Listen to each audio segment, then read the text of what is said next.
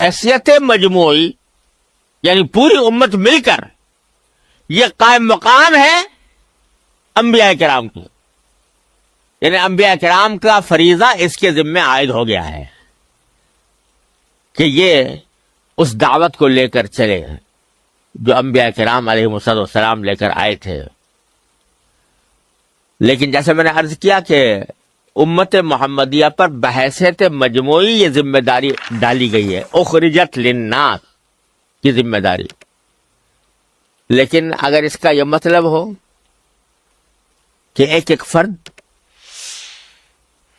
ہر فرد پر یہ فریضہ کہ وہ ساری دنیا کو دعوت دے اسلام کی، تو اگر یہ بات اسی طرح فرض عین ہو جائے جیسے کہ نماز فرض عین ہے، تو لوگ مشکل کا شکار ہو جائے۔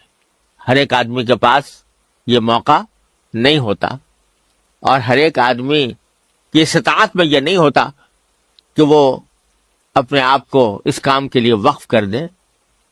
لہذا اللہ تعالیٰ نے امت محمدیہ علیہ صاحب السلام کو بحیثیت مجموعی انبیاء کا قائم مقام قرار دینے کے بعد اور ان کے ذمہ فریضہ دعوت اور تبلیغ کا عائد کرنے کے بعد یہ چھوٹ دے دی۔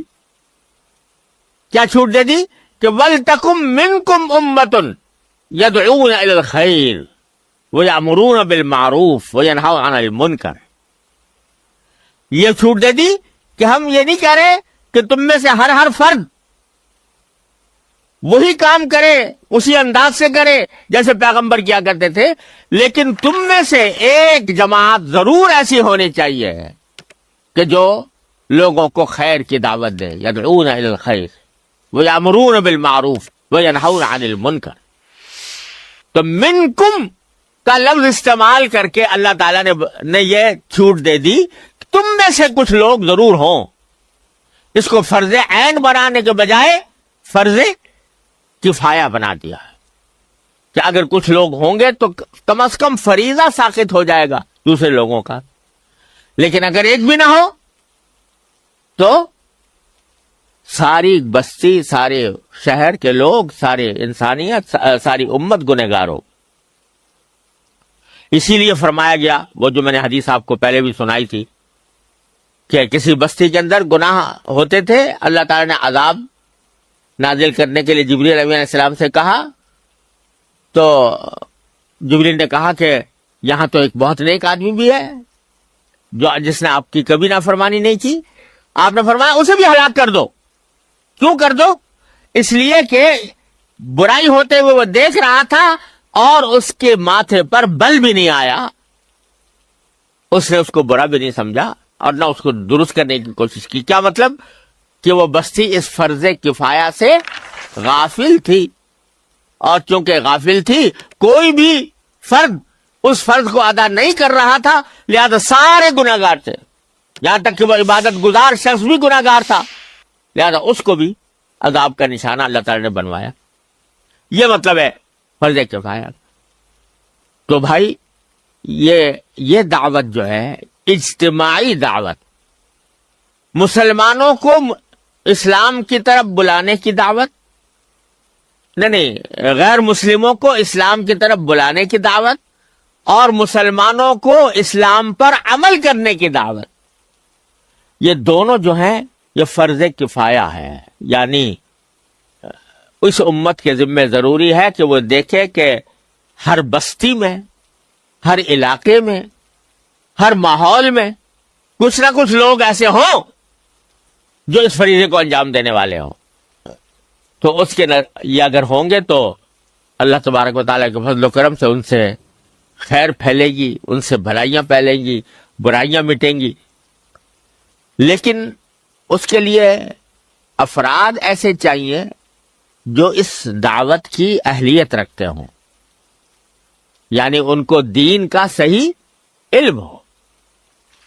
اگر علم صحیح نہیں اور کھڑا ہو گیا آدمی دعوت دینے کے لیے، تو بغیر علم کے جب دعوت دیتا ہے تو وہ گمراہیاں بھی پھیلا دیتا ہے، وہ غلط بات بھی پھیلا دیتا ہے، غلط مسئلے لوگوں کو بتاتا ہے، دین کی غلط تشریح کرتا ہے، اس کے نتیجے میں بجائے اس کے کہ فائدہ پہنچے الٹا نقصان ہوتا ہے.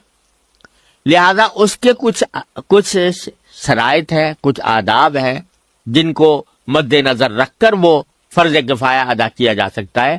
اللہ تعالی زندگی عطا فرمائی تو انشاءاللہ آئندہ اس کا میں بیان کروں گا، لیکن فی الوقت اتنی بات ہے عرض کرتا ہوں کہ الحمدللہ اللہ تعالیٰ کے فضل و کرم سے ہماری امت میں ہر دور میں، ہر زمانے میں اس فریضہ کفایہ کو ادا کرنے والے موجود رہے ہیں. کوئی زمانہ اس سے خالی نہیں ہوا. اس امت محمد علیہ صاحب السلام کی یہ خصوصیت ہے.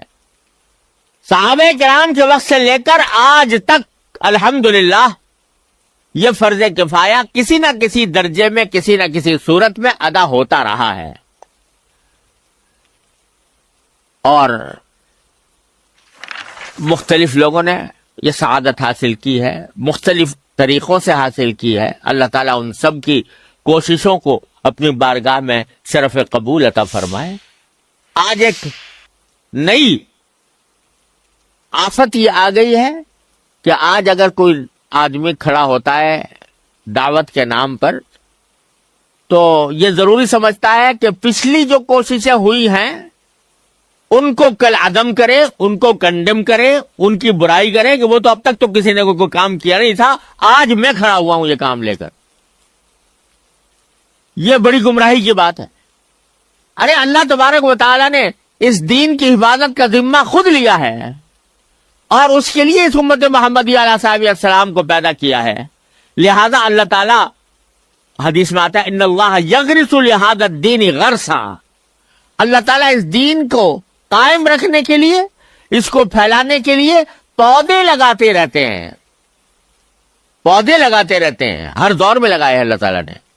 تو کسی کی بھی ناقدری نہیں کی جا سکتی، کسی کو بھی یہ نہیں کہا جا سکتا کہ وہ پچھلے زمانے میں یہ بات نہیں ہوئی تھی، آج نہیں پیدا ہو گئی ہے اور پیچھے جو لوگ کر رہے تھے وہ سب غافل تھے اس فریضے سے. الحمدللہ ہر دور میں ہوا ہے اور اللہ تعالیٰ کے فضل و کرم سے آج اس گئے گزرے دور میں بھی الحمدللہ یہ فریضہ کسی نہ کسی شکل میں امت محمدیہ ہر جگہ پر انجام دے رہی ہے.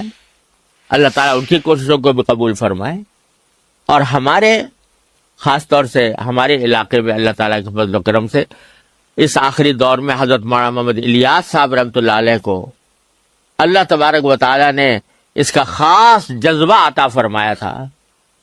سینے میں ان کے اللہ تعالیٰ نے ایک آگ بھر دی تھی. اس کے نتیجے میں اللہ تعالیٰ نے تبلیغی جماعت وجود میں اللہ تبارک و تعالیٰ لائے اور الحمدللہ 4 دانگ عالم میں دنیا کے چپے چپے پر اللہ تبارک و تعالیٰ کے دین کا پیغام اس نے پھیلایا ہے، پہنچایا ہے. الحمدللہ وہ اس کام میں لگی ہوئی ہے.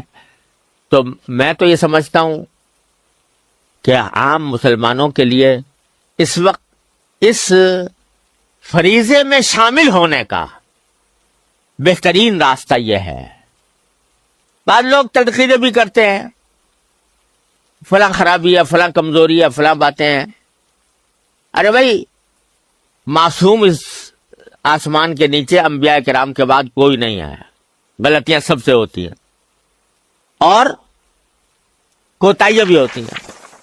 جب کام پھیل جاتا ہے تو اس میں افراد و تفرید بھی ہوتی ہے. یہ سب کچھ ہوتا رہتا ہے، لیکن دیکھنا یہ چاہیے کہ بحیثیت مجموعی فائدہ زیادہ پہنچا ہے یا نقصان زیادہ پہنچا. تو الحمدللہ فائدے کا عنصر اس میں غالب ہے اور اس کی وجہ سے تجربہ یہ ہے کہ الحمدللہ وہاں جانے سے لوگ دین سیکھتے بھی ہیں، خود سیکھتے ہیں، اس پر عمل کا جذبہ پیدا ہوتا ہے، دوسروں تک بات پہنچانے کا سلیقہ بھی آتا ہے. تو عام مسلمانوں کے لیے میں سمجھتا ہوں کہ اس کام سے اس وقت تعلق رکھنا اپنے دین کے تحفظ کے لیے اور سورہ عصر کی اس ہدایت پر عمل کرتے ہوئے نہایت مفید اور نہایت ضروری ہے. اللہ تبارک و تعالیٰ اپنے فضل و کرم سے اس میں مزید ترقی عطا فرمائے. کہ ایک دیکھو یہ ابلیس ہے، جب اس سے غلطی ہوتی ہے تو یہ تکبر کا مظاہرہ کرتا ہے، یہ بجائے اس کی گردن جھکنے کے سینہ اور تن جاتا ہے اور یہ تعویل کرتا ہے اور عقل لڑاتا ہے کہ خلقتنی من نار و خلقتہ من طین. ایک تو یہ ہے جس کے بارے میں اقبال نے کہا کہ صبح ازل یہ مجھ سے کہا جبرائیل نے، صبح ازل یہ مجھ سے کہا جبرائیل نے، جو عقل کا غلام ہو وہ دل نہ کر قبول. یہ عقل چلا رہا ہے وہاں پہ اللہ میاں کے سامنے، اپنی عقلی گھوڑے دوڑا رہا ہے، تکبر کا مظاہرہ کر رہا ہے، انانیت کا مظاہرہ کر رہا ہے. ایک تو وہ غلطی کرنے والا ہے اور ایک غلطی کرنے والے آدم اور حوا ہیں کہ جو بھی غلطی کا احساس ہوا فوراً اللہ تبارک و تعالیٰ کی سکھائی ہوئی دعا مانگی، ربنا ظلمنا انفسنا وان لم تغفر لنا وترحمنا لنکونن من الخاسرین. وہ دعا مانگی تو دو غلطیوں کا نظارہ کرا دیا اللہ میاں نے. ایک غلطی کا رد عمل کرنے والا وہ ہے جو سینہ تان کر کہہ رہا ہے کہ نہیں کوئی غلطی نہیں ہے، یہ غلطی ماننے کو انکار کر دیا، یہ غلطی نہیں ہے، میں تمہیں عقلی دلیل سے سمجھاؤں گا کہ یہ غلطی نہیں ہے. اور عقلی دلیل بظاہر تو ٹھیک ٹھاک تھی کہ خلقتنی من نار و خلقتہ من طین، اس کو آگ سے پیدا کیا، مجھے مٹی سے پیدا کیا، آگ زیادہ افضل ہے مٹی سے، لہذا میں زیادہ افضل ہوں، میں کیوں سجدہ کروں اس کو. سمجھ گیا بھائی؟ یہ لبرلزم ہے، یہ لبرلزم کہ ہر بات جو ہے وہ میری عقل کے مطابق ہونی چاہیے. تو وہ عقل دوڑا رہا ہے اور انانیت کا مظاہرہ کر رہا ہے، چوری پر سینہ زوری کر رہا ہے اور عقلی دلائل پیش کرتا ہے،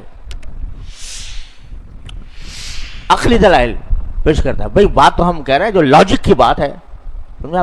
لاجک ہے، لاجک یہ کہتی ہے کہ خلقتنی من نار و خلقتہ من طین. تو ایک وہ غلطی دکھا دی، ایک غلطی آدم و حوا کی دکھا دی علیہم السلام کہ دیکھو ان سے غلطی ہوئی تو انہوں نے سیدھا صاف ستھری بات تو قلنا اہبطوا منہا جمیعا. اب ہم نے کہا کہ نیچے اتر جاؤ جنت سے سب کے سب، اور اب کیا ہوگا؟ بعضکم لبعض عدو. ہاں جب زمین پہ جاؤ گے تو ایک دوسرے کے دشمن ہوگے، شیطان تمہارا دشمن، تم شیطان کے دشمن. لہذا اب ہم نے تم کو لیس کر دیا ہے ایسے ہتھیار سے کہ جب کبھی شیطان جا کے وسوسہ ڈالے، شیطان تمہیں گمراہ کرے اور تمہارے قدم ڈگمگائے تو تمہارے پاس ایک ہتھیار ہم دے رہے ہیں کہ ربنا ظلمنا انفسنا وان لم تغفر لنا وترحمنا لنکونن من الخاسرین. تو ہم صرف زہر ہی پیدا نہیں کرتے، تریاق بھی دیتے ہیں. ایک طرف ہم نے زہر بھی پیدا کر دیا اور دوسری طرف تمہیں استغفار کا تریاق بھی دے دیا.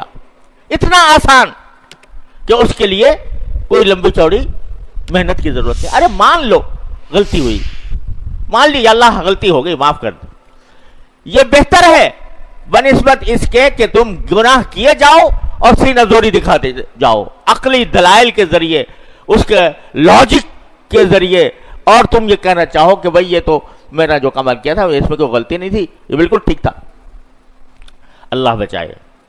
یہ جو ہوتا ہے کہ گناہ کرے اور کر کے اس پر ڈٹے اور ڈٹ کر یہ کہے کہ میں یہ گناہ نہیں ہے، یہ تو مولویوں نے بنا لی ہیں باتیں.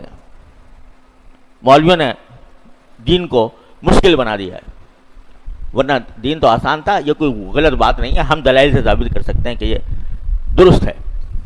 کر دو بھائی، دلیل تمہارے پاس ہے تو پیش کر دو. لیکن انجام وہ ہے جو ابلیس کا ہوا تھا. اور اگر یہ کہو کہ ربنا ظلمنا انفسنا، گناہ فرض کرو، دیکھو بعض گناہ ایسے ہوتے ہیں کہ آدمی مجبور ہوتا ہے کہ مجبور کیا ہوتا ہے، مطلب حالات کے لحاظ سے ایسے حالات پہ پھنسا ہوا ہے کہ چھوڑنا مشکل ہو رہا ہے. اب اس کے دو طریقے ہیں ایسی صورت کے. ایک طریقہ تو یہ ہے کہ تم اس کو برائی تسلیم کرنے ہی سے انکار کر دو. کہہ دو جی آپ کیا کریں بھائی، یہ جملہ اکثر و بیشتر ہماری زبانوں پر آتا ہے، کیا کریں ہم ایسے ماحول میں جی رہے ہیں، جینا مشکل ہو جائے، تو اس لیے جو کر رہے ہیں وہ ٹھیک کر رہے ہیں. حالات ہی ایسے ہیں، ماحول ہی ایسا ہے زمانے کے تقاضے ہی ایسے ہیں، لہذا جو کر رہے ہیں وہ ٹھیک کر رہے ہیں۔ ایک طریقہ یہ ہے کہ بھئی کیا کریں، ہے تو گناہ کی بات، ناجائز بات، غلطی ہے، کرنا نہیں چاہیے، لیکن پھنسے ہوئے ہیں، دعا کرو اللہ میاں ہمیں اسے نکال دے۔ دیکھا دونوں رویوں میں کیا فرق ہوا؟ پہلا رویہ ابلیس والا اور دوسرا رویہ آدم و حوا والا، ربنا ظلمنا انفسنا والا۔